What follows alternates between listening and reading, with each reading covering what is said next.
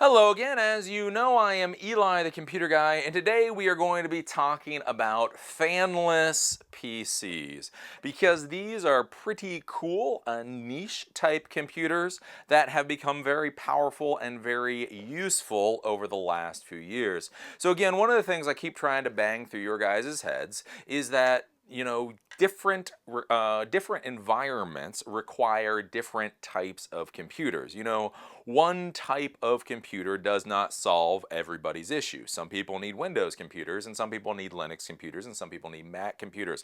Beyond that, you also have issues with things like form factor. So sometimes you need small computers to fit into small environments. Sometimes you need quiet computers, if you're going to be putting the computer into something like a recording facility. And then other times what you need is you need sealed computers, so basically fanless computers, if you are going to be putting your PCs in really dirty, nasty, horrible environments, right? So whenever we go out to deploy computers, whenever you learn about this, in college or your MCSE program, everybody tells you that basically you put computers only into these really nice, clean, climate-controlled environments.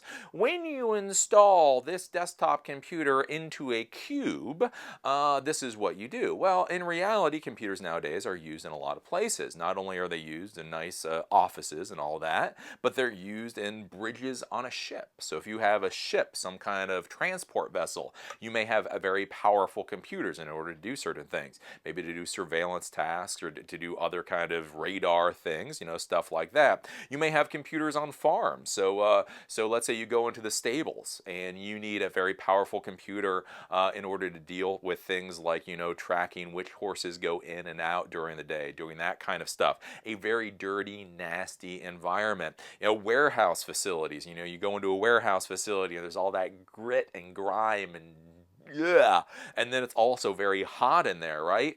In those environments, you don't want a normal desktop PC because the problem is with normal desktop PCs, the way they cool themselves is that they have fans built into the desktop computer that pull air in or push air out in order for there to be circulation in the computer. So when the CPU heats up, when the graphic card heats up, when the hard drive heats up, air is pulled through the computer to cool everything down. Well, here's the problem. If you're in a dirty, nasty, horrible, just grotesque environment and you have fans on a computer that's pulling that air in, what happens with all that dirt and grime and nasty crap that's in the air when it gets pulled through the computer? Well, basically what happens is, I've seen this time and time and time again, is your computer essentially becomes a very slow vacuum cleaner.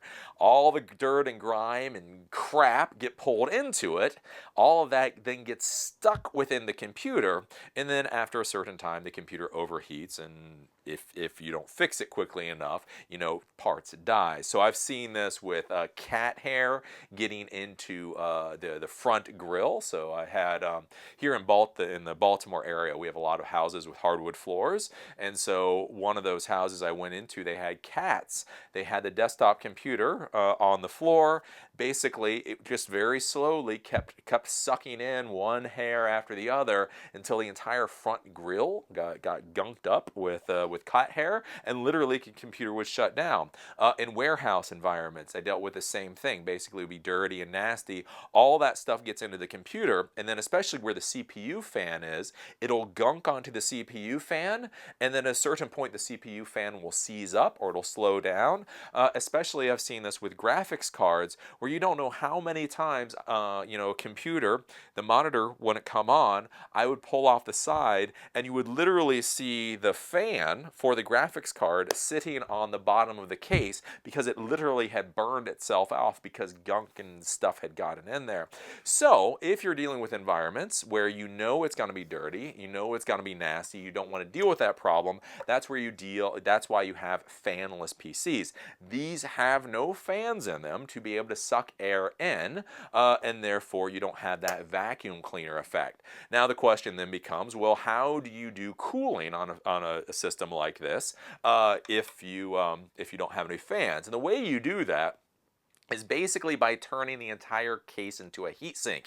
So you guys can't see how heavy this thing is, but this thing right here is really, really, really heavy. And the reason is because this is a whole crap ton of aluminum. I don't know if you can see in the camera right now. I'll show it to you closer in a minute, but all of this is aluminum. Basically, you know, when you look at a normal CPU and it has a heatsink on it, you know how that is?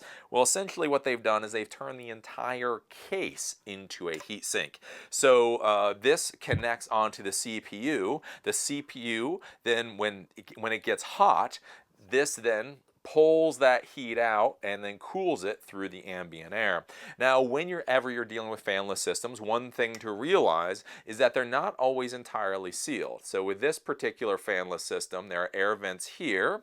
And there are air vents here just to allow normal air circulation. So there's no fan in here, but just through convection and heat, this will allow a little air circulation to go through. Now, why that's important is the question is whether you're going to be putting this into a wet environment. So a wet environment or a humid environment.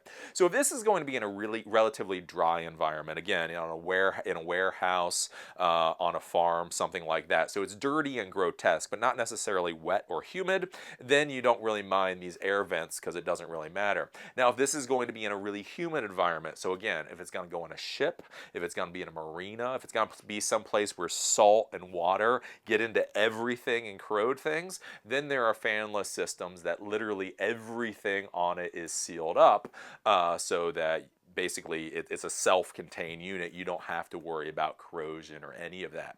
So this is what we're talking about when we're talking about fanless PCs, and that's basically the idea of why they're pretty cool and why they would use them. Now, if you're going to be buying a fanless PC, most of these nowadays are custom-built computers, or you purchase them from like small-scale manufacturers.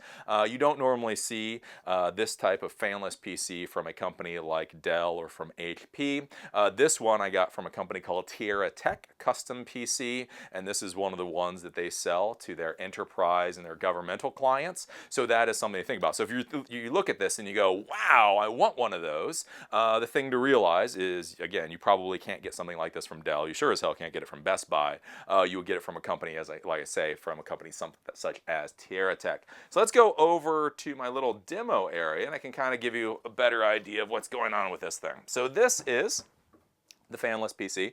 Now, when you're dealing with fanless PCs, they are generally going to be small PCs. So these are going to be based most likely at the largest on the ITX motherboard. So there's ATX motherboards, which are the larger motherboards that go into normal desktop systems, and then there's what is called the ITX. So ITXs are much smaller, and they create systems about this size. And for whatever reason, I think just because of cooling and all that, everybody almost goes with the ITX. Again, whenever you're dealing with one of these things, you are going to realize that they are heavy as hell, and the reason is all of this is aluminum. So do you see this? You see how this looks like a heat sink all the way around? That is in fact what it is. So this is a full-fledged heat sink that goes all the way around this computer, and this is all aluminum, and so it's very heavy. Now, that's one thing to keep in mind if you decide to build your own fanless PC, or if you're going to buy one from a company like TierraTek, is that these cases are dumb expensive. All right? So you guys are used to going out and buying some crappy ass $25 Roswell case from Newegg, right?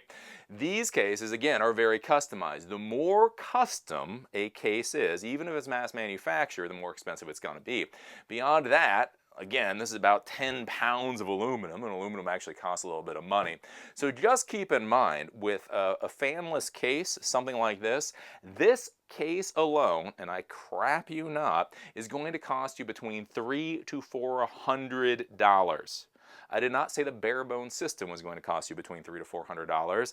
I'm telling you the case itself is between $300 to $400. So that is one of those things just to keep in mind. Again, there are ones that are more and less expensive. The question is how much, basically heat sink area you've got to deal with. Now, one of the things you do have to realize with these with these fanless systems is that they do cool themselves by the ambient air. So basically the heat goes from the CPU and all the components inside, it goes out this heat sink, and then the air, basically the heat, goes into the ambient air. So one of the issues you can run into using fanless systems is that they still can theoretically overheat if you put them into an incredibly hot environment. So, let's say you put this into an environment that's 80 or 90 degrees. Heat is in the system, it leaks out through the heat sink, it cools off, it may be running a little warm, but it should be fine.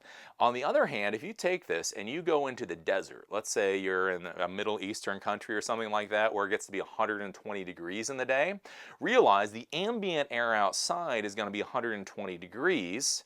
So if this is trying to cool itself by using the heat sink and the outside is 120 degrees, it really can't cool itself very well. So that is something just to keep in mind with these little guys. If you're going to be putting these into vehicles that get very hot, if you're going to be using these in desert environments, you still can in fact overheat this thing. Again, if the outside ambient air is just so damn hot that that basically it's not able to release any of the heat. But yeah, there we go. So with that, let us kind of take a look inside and see how this is. So with a case like this, it is much more secure than normal cases. So with this one, you actually have to use Allen wrenches to be able to crack this thing open. So thankfully, they give me an Allen wrench here. Now I have not opened this up at all before, but I do have an idea of what's inside. So we're going to crack this open. That's one thing with this. I actually taped the review for this before I taped this part of the video, because by cracking this open, it's going to screw with how the CPU is connected to the heatsink. And so I was warned that as soon as I do that, you have to reapply thermal paste and all that. So that is something to keep in mind if you buy one of these fanless systems, is they're not necessarily meant to be open. So especially a lot of you new guys who want to play with everything that you get, if you buy one of these very expensive fanless systems and then you crack it open as soon as you get it just to see what's inside, not only have you quote unquote voided the warranty, which nobody actually cares about, but you may actually screw up how the thing works, and it may be broken, and you may in fact have a warranty issue. So now that those are out, what I'm going to do is I'm going to pull this up. Ooh, oh my golly, look at that paste. Do you guys see that? Oh, that is some nasty, holy crap. I don't think I've seen that much thermal paste in my entire life. Yeah, so this is what they're saying with the thermal paste. So this top bit, again, is the heat sink for the CPU, and that is all the there's a crap ton of thermal paste that had to be used in order to connect it to dissipate heat. Then beyond that is, I don't know if you can see, the hard drive is actually connected to the top, and again, so it dissipates heat that way. Let me flip it around. Let me give you guys a better view from it this way. But wow, that is, my God, they must have used an entire tube of thermal paste. TierraTek, we will use a thermal paste you don't use. Okay, so there we go, and this is kind of what it looks like on the inside. So this is the big old heat sink. We've got the hard drive here, so you can see this is a solid state drive with basically a normal SATA connection that goes down to that ITX motherboard. Then beyond that, we've got our RAM here. So in something of this particular size, they use laptop-sized memory. Then they've got the stuff for the power. That's really about it. I guess there's not a whole lot in here. Everything else is built onto the motherboard. Let me put this down for a second. Let me see if I can pull this off. Okay, so I can just disconnect that. So again, this is the top. This is the top, and that is one big old mamma jam. I mean, that whole thing is just a massive heat sink. And then if we can turn this around, just to show you, they've got this really interesting setup going on with the CPU. So the CPU is right here, and then it has these heat pipes that come up, and the heat pipe here connects to this big thing with all of that thermal paste on it. That connects to the top. That connects to the top of the case. But then there's also heat pipes that run over to the side of the case, so the heat gets dissipated out the side, and there's heat pipes also on the other side. So with this, that's the important thing to realize whenever you're going to be buying one of these fanless cases that looks like big heat sinks. The question is are you going to be able to dissipate the heat throughout the entire case, or is it just going to come out one area? That's what I kind of thought what might happen with this, but no, with all these different heat pipes in here, basically the heat goes out, it goes out this side, the heat goes out, it goes out this side, the heat goes out the top, and yeah, so that's pretty cool. So when we're talking about fanless PCs, this is what we're looking at. Again, like I say, absolutely no fans in here at all. In order to cool the system using these heat pipes, there is a little bit more complicated of a system than you would normally use. And there's where you have it. But also, looking at these heat pipes at all this is why these types of computers are more expensive than normal. This is all very customized stuff, or at least small manufacturer things. So you're not buying this for $25 a pop. It's going to be a lot more expensive. Again, even if you can figure out how to build one of these guys yourself. So yeah, so there we go. That is a fanless PC. Again, I am a fan. I'm a fan of fanless PCs, if in fact you need to be able to use them. This guy is quiet. Oh my God. The one thing I will say, especially being a video guy, is you don't realize how quiet a computer can be. When you take out all the fans and then you put in a solid state drive, that means there's no moving parts in this guy whatsoever, and so it is absolutely and utterly silent, which is really, really kind of cool, like I say, especially if you need it in your environment. There we go. Again, like I say, this was given us, or this was loaned to us by TierraTek Custom PC, so that we could take a look at the technology, and it is cool. Like I say, if you have the specific niche that you would use this in, this is definitely something that I would buy, though it is a very, very, very specific use case.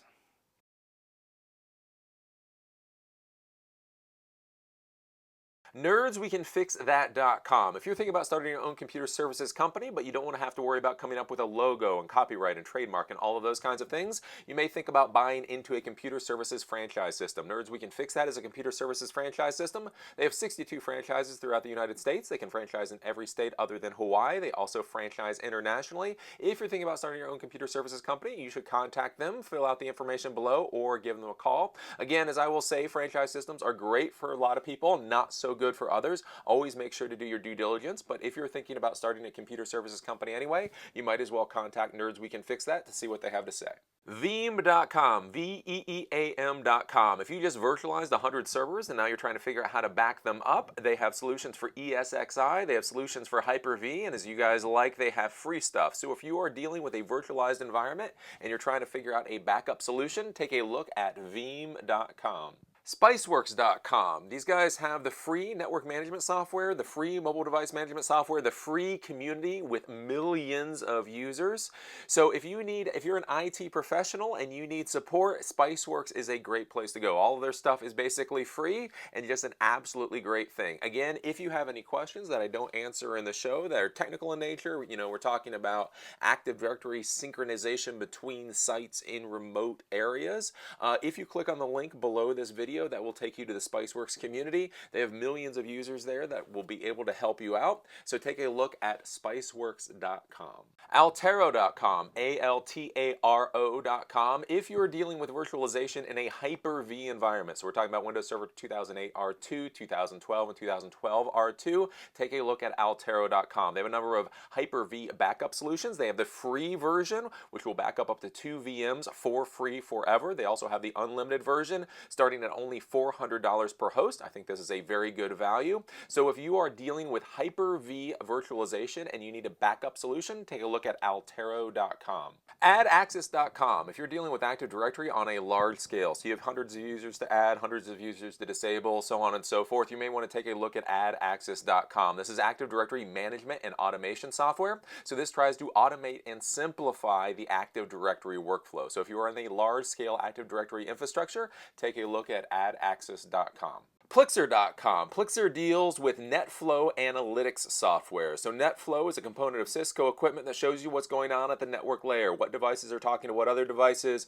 what kind of network jitter, all of that kind of stuff. So Plixer has a free piece of software called Scrutinizer. Scrutinizer is a free NetFlow network traffic analysis tool. So if you want to play around with NetFlow, if you want to see what's going on with the network layer and you have Cisco equipment, take a look at Plixer.com. Click on the link below this video. It'll bring you to this page where you can download Scrutinizer, the free NetFlow network traffic analysis tool. SchooleyMitchell.com. If you're trying to find better internet or telephone service, or if you're trying to find less expensive internet or telephone service, give Schooley Mitchell a call. Basically what these guys are telecom consultants. You call them, you say what you need for yourself or your client, and they figure out the best option. They'll examine your existing services and review your bills to make sure there are no errors. Then they'll keep an eye on your services moving forward so that everything remains optimized. Because Schooley Mitchell is objective and independent, they have no ties to vendors. You know they are always your best interests in mind. The best part is there is no fee for their services. The only cost is a portion of the shared savings over a set period of time. If they don't find savings, there is no cost to you. Schooley Mitchell. Is managing users and computers on Active Directory too cumbersome? Download SolarWinds' terrific trio of free Active Directory admin tools today and start saving time on those Active Directory management tasks. These free tools help you manage and remove computers and users from Active Directory and allow you to add users in bulk. The free tools include Inactive User Account Removal Tool, enables you to scan Active Directory and optionally remove users who have not logged in for a certain amount of time. Inactive Computer Account Removal Tool enables you to scan Active Directory and optionally remove computers that are over a certain number of days old. And User Import Tool saves time by giving you the ability to create users in bulk using a CSV file. You can even specify the attributes. Also be sure to check out SolarWinds' community page, thwack.com, to connect with more than 100,000 IT professionals. So take a look at solarwinds.com for their free and other tools.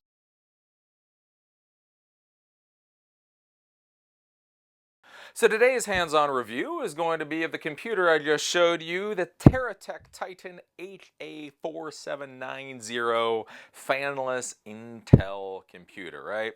So we just ripped the thing apart and I showed you all the stuff inside, and so I'm actually taping this video before I rip it apart so I can show you the performance with this type of thing.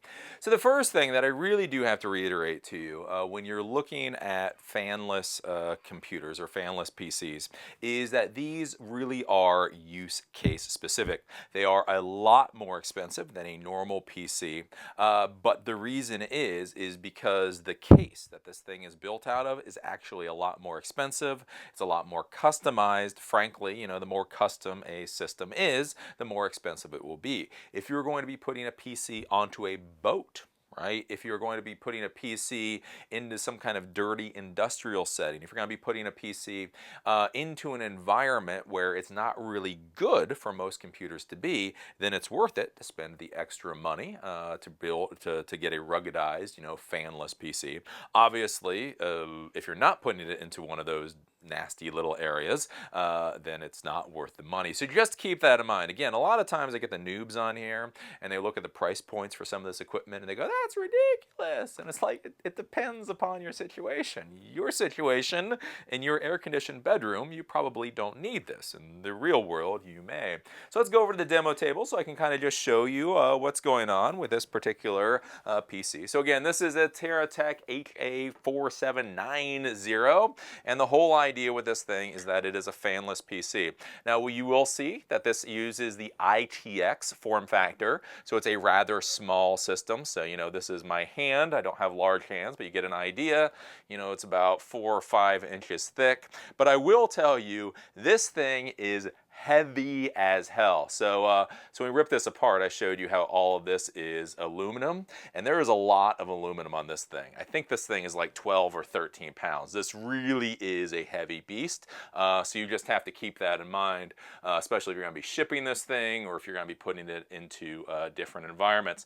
So let's turn this thing on so I can kind of show you what's going on. So with it, now it does have a Oh, it has Windows 7 on it, so that's the operating system it's currently shipping with. Now, in order to turn this thing on, there's just a little button in back that you turn it on, and you press it, and you will see it's nice and speedy to boot up. So this particular one that you're looking at has 16 gigs of RAM. It has 128 gig or 120 gig solid state drive.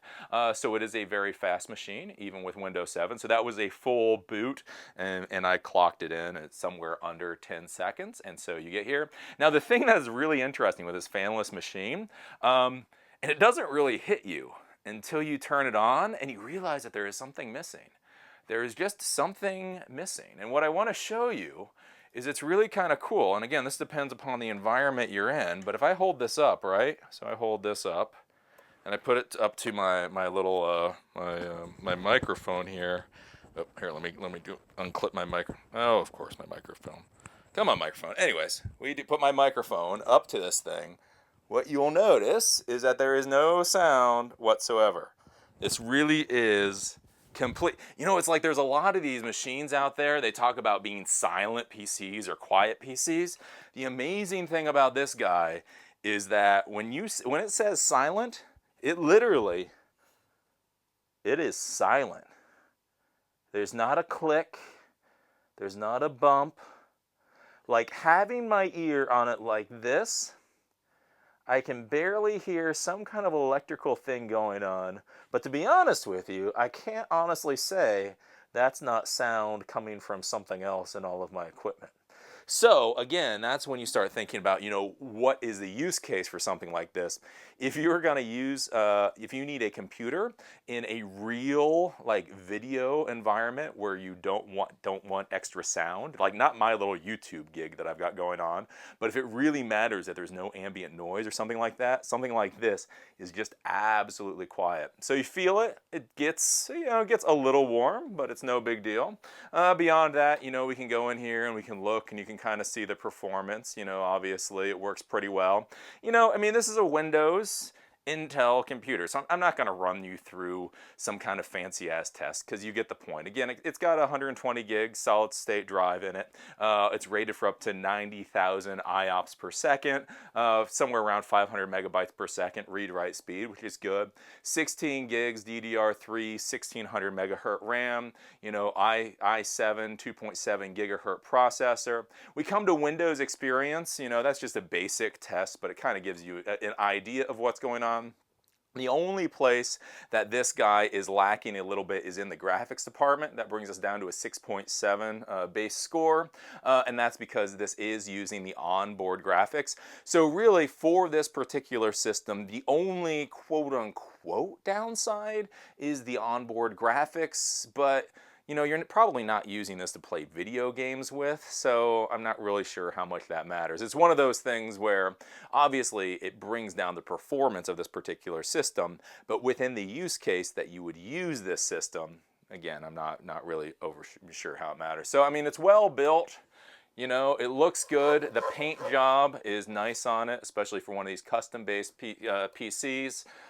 You know, it gives you all the jacks in the back, so it gives you 2 network ports. It gives you 6 USB, it gives you COM ports, so that's an important thing, especially in the environments this type of thing would go into. So if you need to connect into some kind of serial equipment, you've got COM ports. This is a big deal, like, because again, if you're going to be putting this on a ship, if you're going to be putting this into an industrial setting, there's still a lot of serial equipment out there, and trying to connect it to modern PCs can be a royal pain in the butt. So you've got that. Beyond that, the other thing that's nice here, so you can just throw this into almost any environment, is it has 3 different types of monitor connections. So it has the HDMI that I'm currently using. It also has DVI and it has VGA. Again, this is important for the idea that you may not know what monitor is going to be plugged into the system, and so you can just deploy this in the environment, and if you've got HDMI, you're fine. If you've got a VGA, you're fine. Just away you go. Then it has a little sound.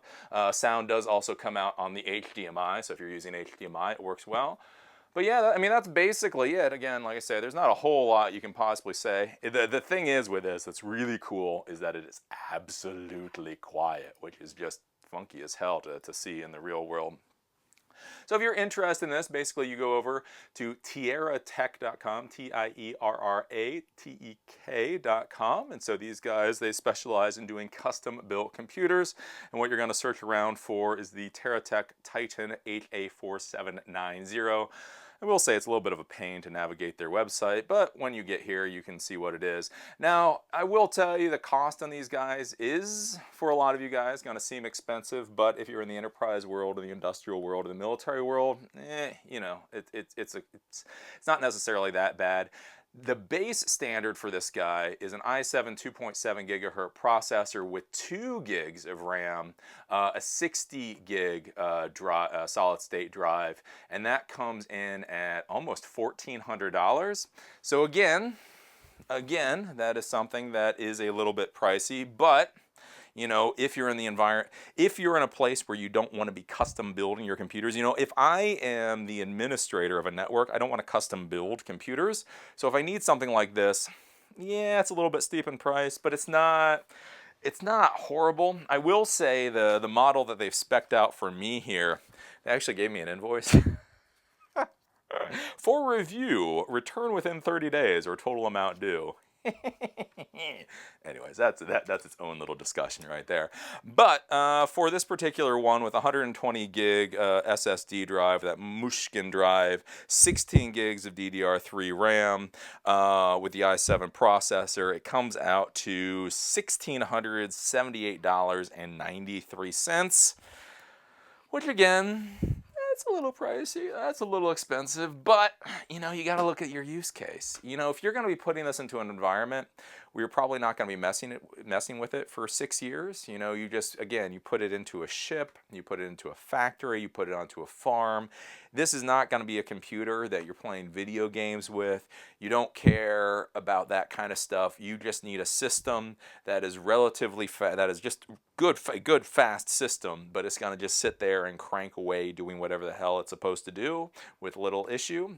It's not really that bad a price. It's definitely a little steep, but it's kind of like with Apple computers. You know, I tell you guys with Apple computers, the reason I spend so much on Apple computers is because they do exactly what I need done, and that's kind of what I would say with this TierraTek HA4790 Titan fanless computer. It does what it's supposed to do, and I will let you guys decide on that price. But it is cool. Like I say, the thing that I find just absolutely awesome about it is it's just, I mean, it's just silent.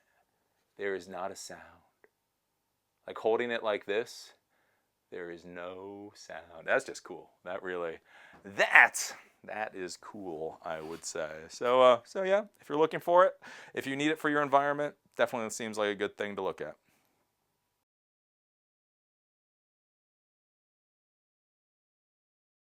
So this question comes from Chris G. Hey Eli, big fan. Is there any way you can make your giveaways available in other countries? Australia, question mark. Keep up the good content. Well, so that's actually a pretty simple question. No, or not soon, or at least not until I actually get somebody to sponsor my giveaways. And I will explain the reason for that. So as you guys know, I do giveaways now. Within our timeline, I just put out our 9th giveaway, whenever you guys are watching this. Right now, a couple days ago, we just did our 9th giveaway. But basically, you know, I cram all these little demo items into a box, I shove in some more swag, and I ship this off to whoever wins within the continental United States. And so I get a lot of foreigners asking, hey, Eli, why won't you ship it to us? And everybody's kind of getting a little irritated that I won't ship it internationally. Let me explain to you a story. Let me have a little story, right?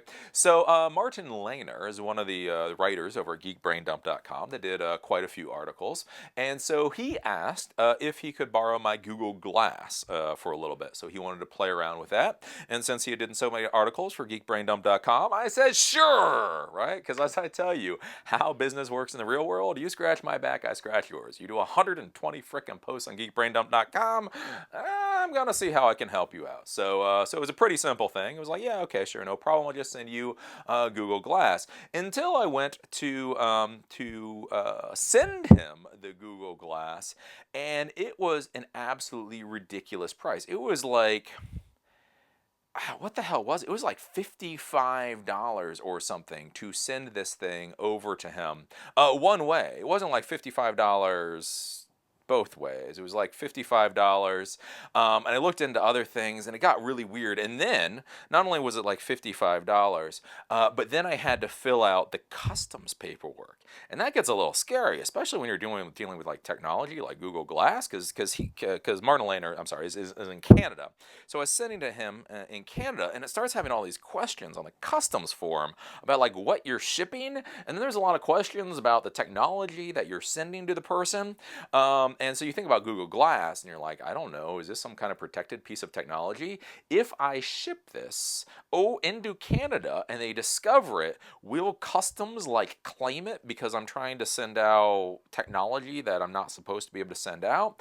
And so I emailed him and said, well, to be honest with you, I went to the post office and said, I'm gonna ship it to you, but then I kind of got cold feet, right? Because that's the thing is, Google Glass, whatever piece of crap it is, technology, it still cost me $1,500. I don't want that to get lost in customs. So he came back and he said, well, I actually have a post office box on the other side of the border. So he lives close to the border. So he said he got a U.S. Post office box on the other side of the border, so I could just ship it to that post office box, and then it wouldn't run into any of those problems. So before it was like $55 or more to ship it. I had to deal with customs. I had to worry about, whether or not this product is allowed to be shipped overseas, so on and so forth. Well, shipping it to the U.S. Post office box, I basically got to walk in, throw $13 on the counter, and ship it. That was it. There's no question about what's in there. There's no big price. Again, $13 versus like $55, and that was a whole thing. And that was just to Canada. So literally, think about that in price. It was like, what the hell is that? That's like a $40 difference for simply being on one side of the border or the other. And so that's one of the reasons, those are the reasons that I don't ship these giveaways overseas, is one, they are expensive as hell to ship. I mean, that's just how it is. Shipping it, again, I don't mind spending $13, $15 a week shipping you guys these giveaway products, but, I'm kind of giving you guys that to begin with. And then, like I say, when you start dealing with customs and all that, that becomes an absolute nightmare. So what I would say is when Cooler Master or Corsair or Newegg or Spiceworks, do you guys want to sponsor my giveaways?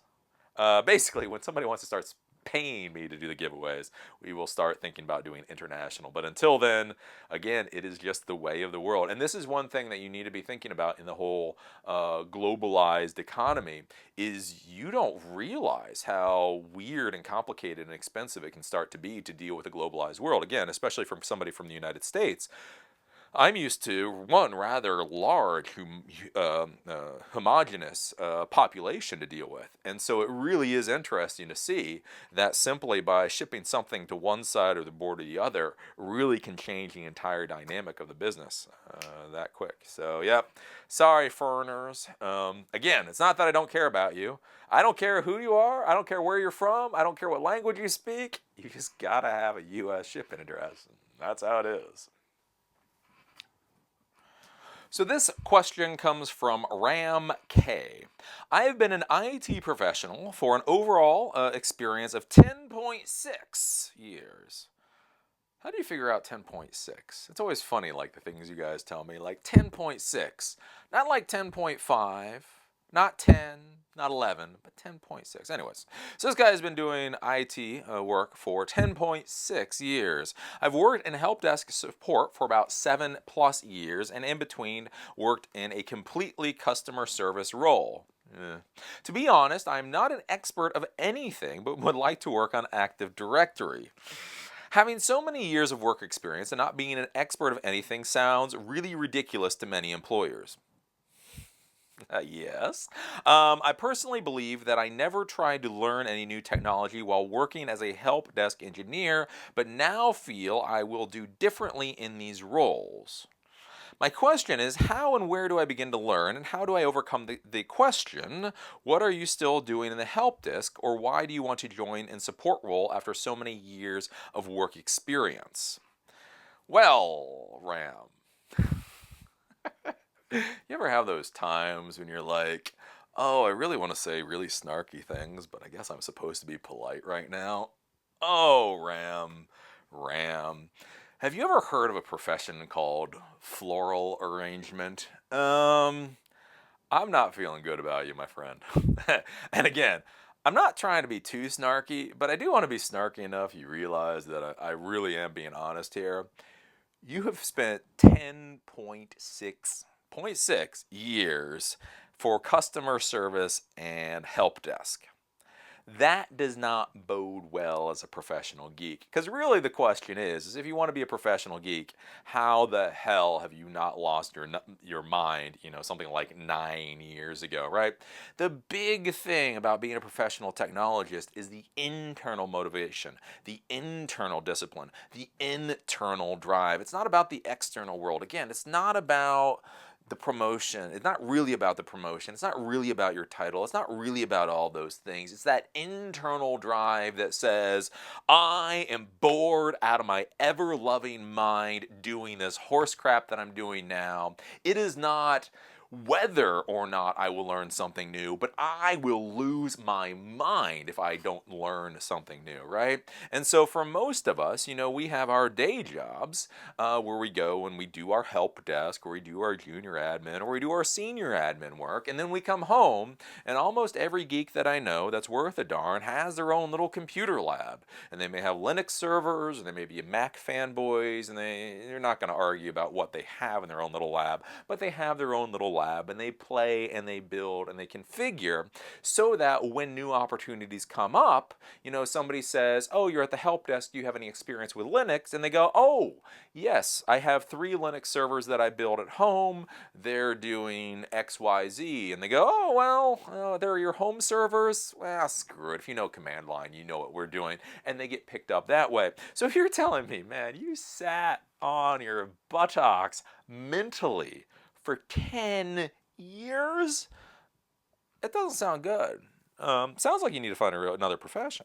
And again, I'm not being mean, I'm not being snarky, but as I've told you guys again and again and again, IT, technology isn't for everybody. If you don't have the drive, if you don't have the motivation, if you don't have the discipline to have learned something more than help desk in 10 years, I really don't think this is the place for you. I really don't. I mean, like, from the bottom of my snarky little heart, I really think you should look to do something else, because I can't imagine that you're going to do very good in this career. I don't think you're going to be very successful. I don't think you're going to go very far, because again, you're saying you do not have the internal motivation, discipline, fortitude to move ahead, right? So that's my thought. Again, floral arrangement, auto repair, accounting, maybe be a lawyer. I'm not saying, and that's the whole thing. Like, a lot of people think that when I say you shouldn't be a computer person, that I'm saying you're stupid or dumb and you can't be successful.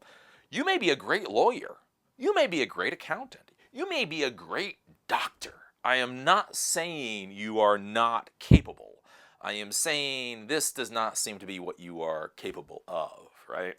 So that is the brutal part of it. Now, you listen to that, and if you do what most people do, you're going to be like, well, Eli, what you don't really understand, and you're going to say a whole bunch of crap nobody cares about.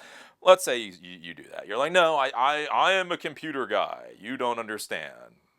Okay. And you want to continue on. Basically, in order to learn Active Directory, right? That's what the MCSE program is about. The Microsoft Certified, what is it called? Used to be Microsoft Certified Systems Engineer. It is now Microsoft Certified Solutions Expert. So the MCSA, which I kind of forget the acronym means, and the MCSE, those are the ones that will teach you Active Directory. So what you do is you buy a book on the MCSE or the MCSA tests. You then can download the free trial versions of Windows Server 2012 R2 onto your lab systems, and then you spend the next year getting your I spend your next year getting somewhere between the MCSA to the MCSE, and go from there, put that on your resume, and go forward. But again, one of the things you guys have to understand is You know, everybody looks at things like bosses or employers in this antagonistic way. You know, you are the victim, they are the antagonizer. When I go to beg the boss, please, boss, won't you give me a promotion, right? They're not being mean when they ask you, what are you still doing on the help desk after 10 years? What they're really saying is they probably have never met anybody in their lives that spent 10 years on a help desk and then did a successful migration up to doing anything that was really that worthwhile in technology. And so, if you don't really have a good answer, why don't you save everybody, including yourself, the pain of this process, right? Because again, I'm telling you guys, real administration work. Real administration work is a ball buster. You don't get to clock out when your time is done. You don't get to say, oops, I don't know what the answer is. Somebody else can figure it out. When you're a real administrator, you have to fix the problem. Period. So that's, again, where the discipline and all that comes in. So yeah, if you want to learn Active Directory, basically, you know, get the self-study books for the MCSA and the MCSE, download the trial, learn, but I would say go probably find a different profession. 10 years on help desk, 10.6 years on help desk does not bode well for your career.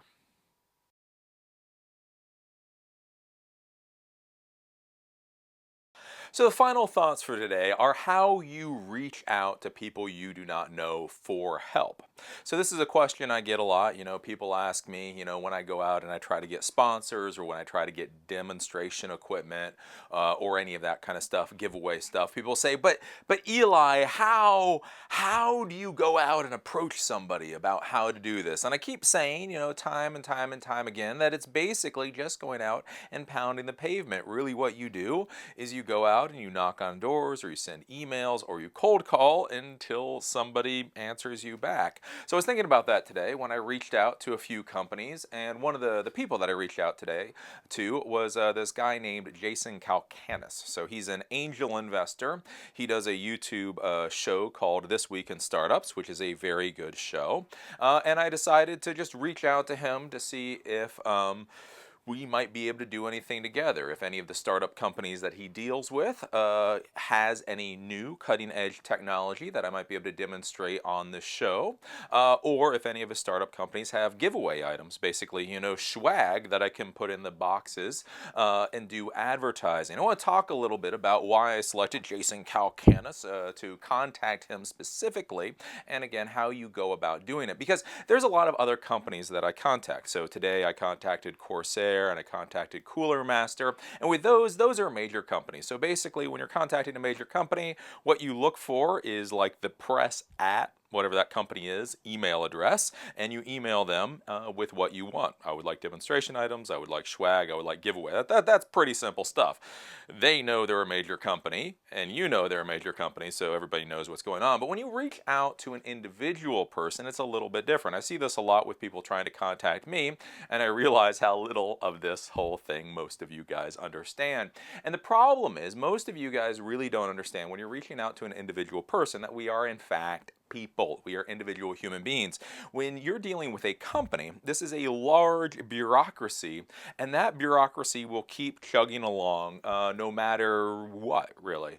So if you insult that bureaucracy, it'll most likely keep chugging along. If you don't do things how you're supposed to, you know, the politically correct thing, it'll keep chugging along because that's what bureaucracies do. But when you deal with individual people, remember, we are people who have to decide whether or not we even want to talk with you, right? It's not even that whether or not you're valuable to us. You may be a valuable lead, but the question is, do I feel that I have time to deal with another person? So some of the things you need to be thinking about before you reach out to an individual person to look for help is, first, do a bit of research on this person to find out whether or not they would actually be useful to you, right? So I get a lot of people, you know, trying to contact me. They see like half of a video and all of a sudden they think I'm going to be tech support for them, which is not the case. So with Jason Calcanis, I've seen, holy crap, he actually does really good videos. I've probably seen 40 of his hour-long videos because they are very good. And so when I knew reaching out to him, I know he's an angel investor, I know he deals with all these startup companies. So when I'm reaching out to him, I know from the get-go that there is a good chance that he will have resources that I am actually interested in, and I may be able to help him out too. So the first thing whenever you're reaching out to individuals is the question is this person actually in fact within my niche? Yes or no, and you have to do a little bit of research on that. Then when you actually do go out to try to email them or contact them, basically what you have to think about is what is the sales pitch about yourself, about why this person should be interested. Again, this person is not your mommy, your daddy, your brother, your sister, your lover. This person doesn't know who the hell you are. So when you contact them, you have to present yourself in a way that they will actually pay attention. So like when I emailed Jason today, the whole thing, I said, hey Jason, basically in the top line, I said, nope, no pitch, no money, because I know since he's an angel investor, everybody pitches him and wants money all the time. So one of the things I was trying to say is I'm not looking for money, and I'm not trying to pitch to you. I have something else going on. So that's something to think about, is in that subject line, what are you going to say that will catch the person's attention? And that's the thing. That is an art unto itself. Trying to figure out what in the subject line will catch somebody's attention, who the hell knows, right? But you put something there that will catch their attention that doesn't seem too stupid, too cheesy. So with me, I just put, no pitch / no money. And then when I did the email, basically I said, this is who I am. I am Eli the Computer Guy. I have 412,000 subscribers now who watch me over 300,000 minutes a day. I do this YouTube channel.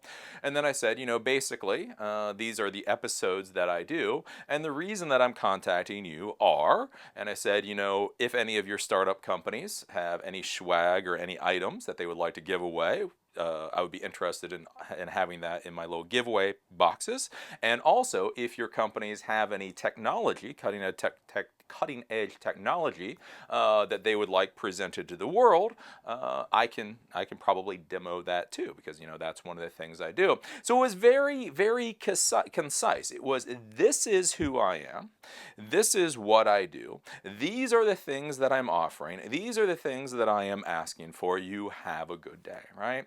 And so that's one of the things I want you guys thinking about when you contact people personally is make sure before you contact the person that there is actually some kind of synergy there, right? Is there a reason that this person is in fact going to contact you back? Like when you guys email me and ask me a very specific problem about your very specific server, why am I going to email you back? That doesn't even make any sense, right? There's no synergy there, right? Then, again, say who you are, say what you're looking for, say what you're asking from them, and also tell them why it's valuable to them. Within the email that I sent him, basically the idea is you are dealing with all these startup companies. Any of these items you can present me. Basically, you're getting free or incredibly inexpensive advertising for your companies by being on my show. And then you go and have a good day. And that is how you try to present yourself to people that you're trying to get support from. Because again, the biggest problem that I see with a lot of noobs or a lot of these people trying to go out and contact people on the internet is that you're thinking about it from your point of view. I need. You're not thinking about what the other person needs. You're not thinking about whether there's synergy. You're not thinking about if the other person even understands the English that you're using to write the words. I get a whole bunch of scribbly stuff there. And so this is something to think about. Now, once the email has gone off, then one of the things you have to realize is you have no idea what's going to happen with the email. And you have to accept that. Again, one of the big problems is people feel like if I email you, I expect a response. I took the time to email you, so you should take the time to respond. And again, me, which doesn't really get you anywhere in the world. So what you have to realize is when you email somebody, you may not get a response. It may go in the spam bin, they may read it and delete it, and you have to accept that, right? If you send 2 or 3 or 4 or 5 emails in a week to somebody who's not responding to you, if you weren't on the spam list before, you sure as hell are on the spam list now. You know what I'm saying? Because a lot of people don't really know what to say. You contact them, and they look at what you have to say, but they're kind of like, I don't think I can provide help right now. but I don't really feel comfortable rejecting this person either. And so, it gets deleted or gets archived or whatever because they're really not sure what to do with you. Well, the problem is if you keep hammering on them, they are going to come to a decision on what to do with you. And the thing is, it's not going to be good, right? Keep hammering them again. No, no, no, no, no. So if you do receive a response, like I received a response actually from Jason today, which I was surprised about a little bit after I sent the email, you also have to accept whatever weird-ass responses you get. So the response I got from him was, good job on the subs, and something else, and that was it. So I don't know what the hell that means. Does that mean, good job on the subs, you're awesome, we'll do business? Or does it mean, good job on the subs, why are you bothering me, boy? Or does it just mean his secretary is taking over the emails for today and I got a good job on the subs because that was in the autofill line? I have no idea. But again, that's one of those things you kind of have to accept. And what you don't do at that point is try to launch into some big, massive thing. So with this, I will just leave it. So I have approached him. I've sent him an email. He obviously has received the email because he responded back, and we will just see what happens. Maybe something will happen. Maybe nothing won't. Nothing will. But the thing is you don't want to hammer on the person. So like with this, if I sent the email now, I might, and this is one thing you have to realize, this is why time is very important in business, is I might reach out again in 6 months. Right? Because if there's a contact now, maybe like in 6 months, maybe, but it definitely won't be in a week, and it won't be in a month, and it won't be in 2 months. Because basically you want to give them enough time that if they were interested, they may have honestly forgotten about you and go from there. Because the worst thing you can have happen, I swear to you, is if you keep hammering the hell out of people, they will make a decision on who you are and they will put you into the delete bin. Or the spam bin. So if you're going to reach out to people, do research on them to find out if there's synergy. When you contact them, make sure you understand what you want from them. Make sure you understand what you are offering them. Make sure you tell them who you are and why the hell they should care. And then make sure to put that all into a nice grammatically correct and easy to read email. And then once you send it off, just accept whatever happens, and don't get mad or irritated or anything else. Again, because as I always say with all this kind of sales and contact stuff, it is a numbers game. You know what I'm saying? Like 1 or 2% out of everybody will contact you back. So if Jason doesn't provide anything, I will go on to the next person, and the next person, the next one. Again, I emailed Jason today, Calcanis, I emailed Corsair, and I emailed Cooler Master, right? Frankly, if somebody gets back to me, I'm happy all the way around. But that's one of the things you do, is you just do a numbers game. Because if you push people too hard, again, they will decide what their viewpoint on you is, and it won't be good.